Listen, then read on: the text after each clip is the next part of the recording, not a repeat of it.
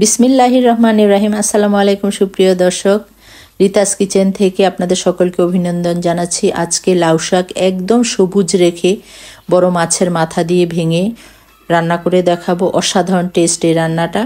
তো চলুন মূল রান্নায় চলে যাই। এখানে কড়াইতে আমি কিছু পেঁয়াজ কুচি দিয়ে আর কাঁচামরিচ অনেকটা ফালি করে দিয়েছি। শাক রান্নায় কাঁচামরিচের ঝালটাই আপনারা দেওয়ার বেশি করে চেষ্টা করবেন। পরিমাণ মতো লবণ দিয়েছি আর 1/3 কাপ তেল দিয়ে হাফ চা চামচ করে এখানে আদা রসুন পেস্ট, তারপরে হাফ চা চামচের কম করে হলুদ গুঁড়া মরিচ গুঁড়া দিয়েছি।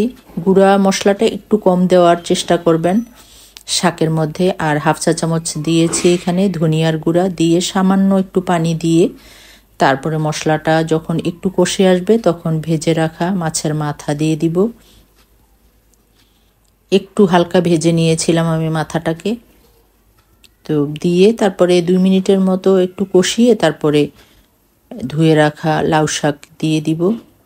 এর মধ্যে আমি চিকন করে একটা আলুও দিয়েছি। আলুটা দিলে একটু বাড়তি টেস্ট আসে। দিয়ে নিচ থেকে একটু নেড়ে আমি 2 মিনিট ঢেকে দিয়েছি। 2 মিনিট পর ঢাকনা খুলে নিচ থেকে ভালোভাবে মিশিয়ে নিব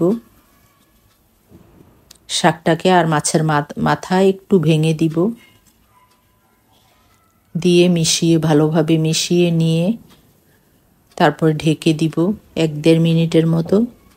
আবার ঢাকনা খুলে তারপরে নেড়ে চেড়ে দিয়ে আবার মিশিয়ে নিয়ে তারপরে এখানে আমি গরম পানি দিয়ে দিব। পরিমাণ মতো পানিটা আপনারা দিবেন, কারণ ঝোলটা আপনাদের পছন্দ মতো। বেশি ঝোলও ভালো লাগে না, আবার একটু না থাকলেও হয় না। তো এই পরিমাণ মতো বুঝে একটু গরম পানি দিয়ে দিবেন, তাহলে পানসে লাগবে না। আর সামান্য একটু পানি দিয়ে দিলাম আমি, হাফ কাপের মতো। পানিটা দিয়ে একটু মিশিয়ে নিয়ে মাছের মাথাটাকে একটু ভেঙে দিয়ে তারপরে ঢাকনা দিয়ে ঢেকে দিব 2 থেকে 2.5 মিনিটের মতো। ঢাকনা খুলে মিডিয়াম আঁচে রান্নাটা করতে হবে। ঢাকনাটা খুলে তারপরে একটু নেড়ে চেড়ে মিশিয়ে নিব সবগুলি। আলু একটু ভেঙে দিয়ে একটু মিশিয়ে নিব ভালোভাবে।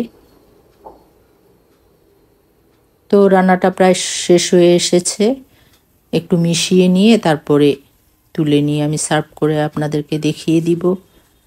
অসম্ভব টেস্ট হয় এই রান্নাটা। এইভাবে করলে আপনারা করে অবশ্যই খাবেন। হয়ে গেছে আমার রান্নাটা, এখন তুলে নিব। দেখুন একদম সবুজ, রংটা সবুজ রেখে কিভাবে এক আঁচে যখন আপনি করবেন চুলার আঁচটা তখন একদম সবুজ থাকবে। তো রান্নাটা যদি ভালো লাগে লাইক কমেন্ট শেয়ার করবেন এবং আমার ইউটিউব চ্যানেলটি সাবস্ক্রাইব করে দিবেন। আগামী পর্বে আবার যে কোনো নতুন রেসিপি নিয়ে হাজির হব আপনাদের সামনে ইনশাআল্লাহ। সে পর্যন্ত ভালো থাকবেন, সুস্থ থাকবেন। আল্লাহ হাফেজ।